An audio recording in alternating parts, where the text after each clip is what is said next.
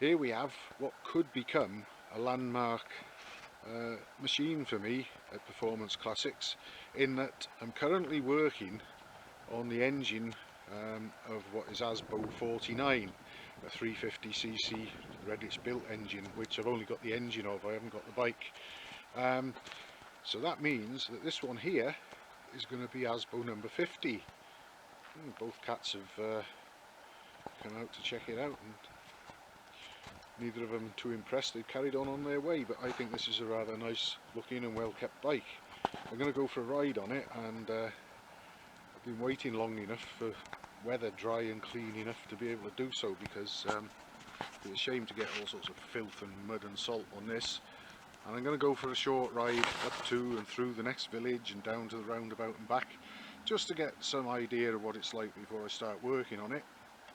The owner tells me, and it can be obviously seen, that some modifications and deviations from standard have already been made in the free-flowing exhaust there, and the Mark II concentric carburettor with a conical air filter on it. And he tells me he's also done my trick, which I recommend, of retarding the inlet camshaft by one tooth on the timing, and he's fitted British made push rods and Samrat rocker assemblies apparently. And looking at the mileage, I would say, and whether that's genuine or not, if it is, it probably would be a bit of a shame actually to remove and dismantle the engine in its entirety in order to access the crank and lighten the flywheels. But I've done a few of the Asbo 500s with the bottom ends left as they were. I'll take it for a run, see how it goes, and if it runs nicely and smoothly and quietly and there's no excessive vibes or anything from the bottom end, I'll perhaps run it by the owner that we just do some top end work on it for now. We'll see how it goes, but I'm thinking along the lines of fitting one of the 9-to-1 or so-called 9-to-1 pistons, which I actually reckon they come out more at just under 8-to-1 myself, unless you shorten the cylinder barrel. One of those in there and port the head, and possibly attend to any jetting adjustments and so on, and that'll probably liven it up quite a bit over whatever it can do now. But enough of the waffle, let's see what it can do now, and then I'll form an opinion and we'll go from there. Right, here's the bike that should soon become known as Asbo number 50. I haven't tried to start it in all the time it's been here. It's been a good few weeks now, but let's see what happens, and hopefully take it for a short run and see if everything's alright and how it performs before I do further work to what's already been done.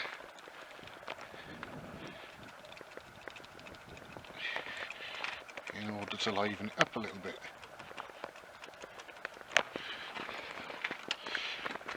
I've checked the oil and the tyre pressures, but I haven't run the engine yet.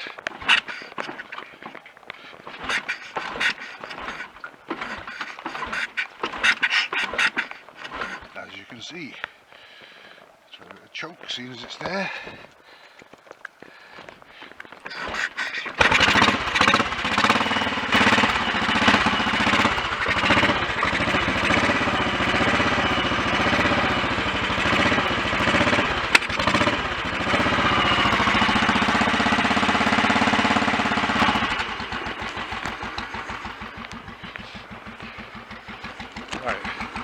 Hopefully we'll go for a ride and not get this lovely shiny clean bike too dirty. Oh, I'm guessing it might tick over when it's a little bit warmer.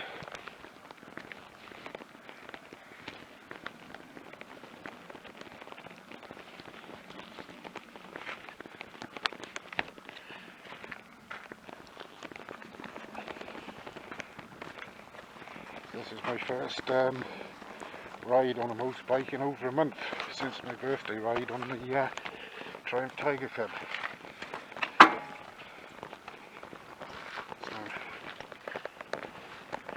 it'd be nice to have a little run on it.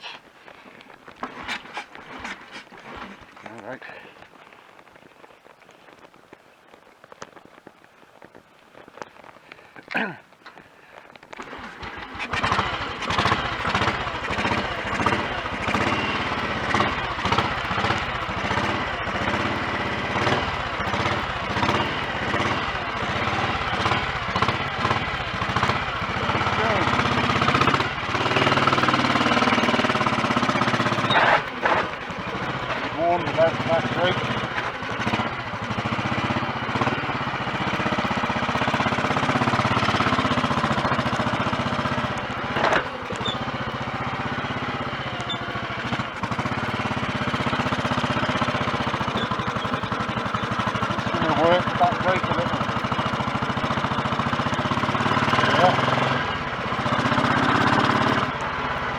yoke all the way up.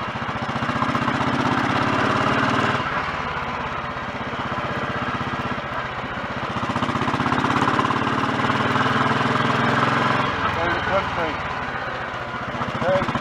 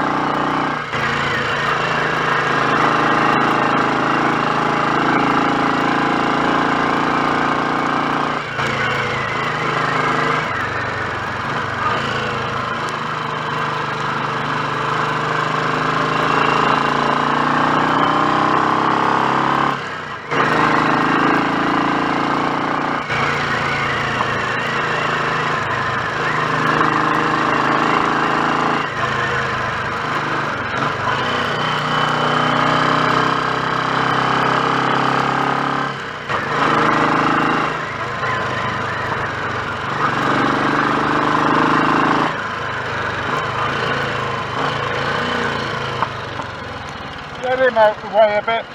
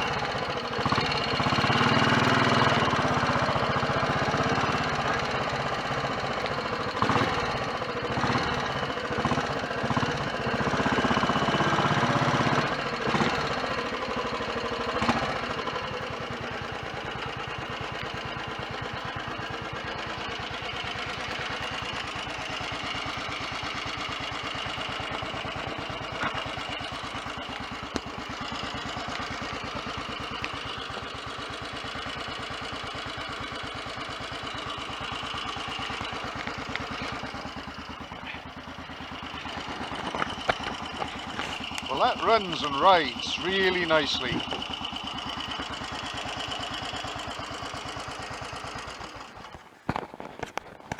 The engine's very smooth and quiet and obviously clean running, but it runs at a puff. Now that speedometer was actually showing 80 miles an hour. I know for a fact we could knock at least 10 if not more of what that was showing, but I know what it was showing and I hope to get it showing a higher figure than that when it's all done. So I've got my yardstick now. It passed that little Fiat 500 without too much trouble, but we struggled to get past that Volvo, who speeded up a little bit when he thought I was going to overtake him, but we still got by. That was absolutely flat out, that was, in third, and again full throttle and pretty much flat out in top after that. But we were going into a slight headwind, nothing much, but I'm sure that I can wake this up to a good degree. I can tell that the inlet cam timing is retarded because the firing pulses are quite soft, which is nice and helps the engine to run smoothly, but the higher compression piston will restore some of that kick in the pants at the bottom end, and it should improve on the pickup and acceleration and give her a little bit more oomph right up the top end as well, to sort of stretch those legs a bit and hopefully pull a higher top speed.